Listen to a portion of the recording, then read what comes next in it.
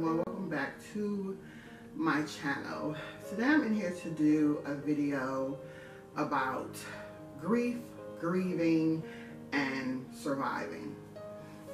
This morning when I was in the shower, I was thinking, praying, meditating, and that's where I do a lot of my thinking and praying and talking to God. And I realized that when a person is going through a grieving process, they are different than, they're a different person than who they were prior to the loss. Now, every form of grief or every grief encounter is different. Every person responds to grief differently, and every person will come out of grief differently, or some people never come out of grief. It all depends on the person.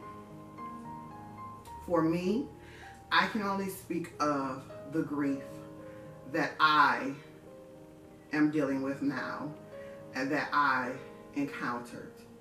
And what I have found is that with each episode of grief or occurrence of grief, it is different, because the grief I felt when my mom passed, when my dad passed, when my grandma passed, is so different compared to the grief that I am experiencing because or due to my sister's passing. Part of it is because my sister's passing was sudden. It was unexpected. I was talking to her one minute and the next minute she was dead. I was getting a phone call saying she wasn't answering the phone, and even then I didn't think much of it. You know, I just thought, she don't want to talk to you, you know, whatever. And so the story went on. And this grief that I have been dealing with for my sister is unlike anything I've ever experienced in my life. It broke me. It shattered my world. It put me in a darkness that was beyond dark. And I was gone. There was no life in me. I was alive, but I was lifeless. And I was not capable of doing anything except for taking care of my sister's wishes and closing her life, doing what I needed to do for her. And after that, I was done with life myself. Did I have a plan? No. I didn't know how. I just knew I can't do this anymore. I can't do this anymore. For me, my sister's passing was the final straw. I could not take another, or I could not face the potential for another death. No, I just could not do it.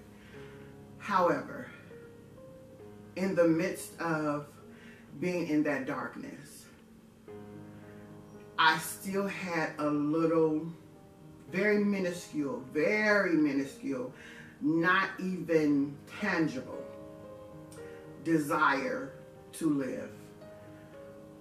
And when you're dealing with grief, you have to have the right people around you. Not everyone understands grief and grieving. There are those who will tell you they're in a better place. They will bombard you with scriptures. They will, oh, I'll pray for you. But let me tell you how none of that helps when you're alone at night, left with your thoughts, and you're left with a silence that is so loud, it's deafening. None of that works. Knowing that my sister's in a better place does nothing for me, or did nothing for me when I was in the height of grief and I was in a pit of darkness. And I was like, you know what? I want to be in that better place with her, because this right here, this is not living. This is disastrous. This is horrific. This is catastrophic. So you have to have the right kind of people around you when you're going through grief.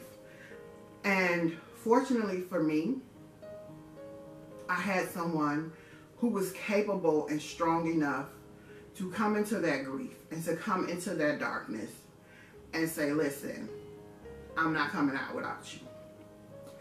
And I'm forever grateful for her, because I was ready to die in that darkness. And here I am a year and some change later, and I have my good days. There are two and I have my bad days. One is a poem and one is a post that my life coach did last night that really brought me out of the grief, because I am hard on myself. I'm not gentle with myself. I'm as I should be, or as I could be. And I was really down on myself, saying, Tamika, you're better than this. Tamika, you're stronger than this. Tamika, you should be further than this. And I'm just beating myself up like, girl, come on, snap out of it. You can do this. You done, you know. And my life coach posted a post about trusting the process. And oh my God, a light went on. Because I am proof that the process works. Even when you feel like the process is not working, it's working. How do I know it's working? I'm sitting here making this video. When if you'd have asked me February 29th, 2016 at 2:10 p.m., did I want to live?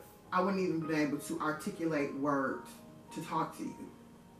So for me to be sitting here July 13th, making a video, trying to help other people survive grief, is proof that the process works. So the first thing you have to do is, when you're going through grief, is acknowledge your grief. People will tell you to seek closure. Let me tell you, closure is a myth. It's not real. You have to stay open to what you're feeling, and you gotta feel it. And let me tell you, that shit hurts. It hurts. There have been days when I was on my knees screaming and wailing. It hurts. But you have to get it out. You also have to get help. You cannot get through grief by yourself. I thought I could get through it by myself. No. I have a therapist. I have a group. I have a psychologist. I have a life coach. I have my family. I can't do it alone. As much as I want to tell people that I am Wonder Woman, I'm Superwoman, I'm this superhuman person, as much as my sister's death hurt me, I did not realize that it broke my heart. And it did break my heart. It really shattered my heart. It tore my heart to pieces. This is the process. And this won't be forever. This is the process. This is how I get to my recovery. You've got to go through the process in order to get to the recovery. You don't experience grief today and you recover tomorrow. It doesn't work like that. You experience the grief, and then every day, moment by moment, step by step, tear by tear, you go through the process and you find your way into recovery. If you surround yourself with the right people, if you have the desire to recover. Because once I came out of the, or was led out of the darkness, it was still dark. It just wasn't as dark. And I had to find within me the desire to recover and the desire to live. And I didn't have that before. And now I do have that. Whose life is impacted by death will have a different response. But the most important thing is to surround yourself with people who will support your recovery and encourage you to recover. Because when I wasn't sure I wanted to recover, I had somebody there who encouraged me to recover. And I'm a year later, I'm recovering. Is it easy? Hell no. Is it possible? Is it possible? Absolutely. It is possible to live after a loss. after a traumatic loss. It is possible to live life again, but you've got to want to live life. And you've got to have people who, when you can't fight for yourself, those people will fight for you. But if you have people around you who are telling you to suppress how you feel, or seek closure, or they better off, or whatever, that's counterproductive to healing. Because despite what the death was, it's death.